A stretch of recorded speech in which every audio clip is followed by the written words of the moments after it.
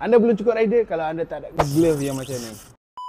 Okay, so inilah dia glove daripada Rock Bros. Glove ni adalah glove untuk motosikal jugalah. Seperti kita tahu, Rock Bros ni dia pakai untuk cycling, tapi boleh je pakai untuk riding. Material glove ni diperbuat daripada nylon dan juga polyester. Lepas tu dia ada sekali dengan pure leather. So dekat tapak tangan ni dia letak sekali dengan pure leather dan padding lah. Apa yang best pasal glove ni, sangat selesa untuk pakai punya hari pun memang selesa. Sebab yang pertama dia ada mesh airflow.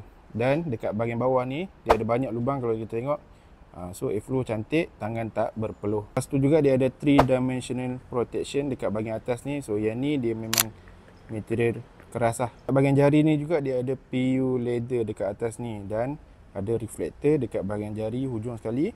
Dan reflector dekat sini. Dan juga reflector dekat tapak tangan. In case kalau kata ada emergency dekat tengah jalan.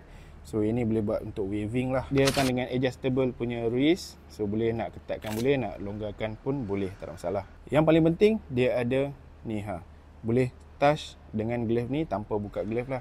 So kalau kita nak tengok phone pun senang, tak ada masalah. Jadi kan kalau nak dapatkan glove daripada Rock Bros ni, harga dia murah je kan, tak sampai RM100 pun.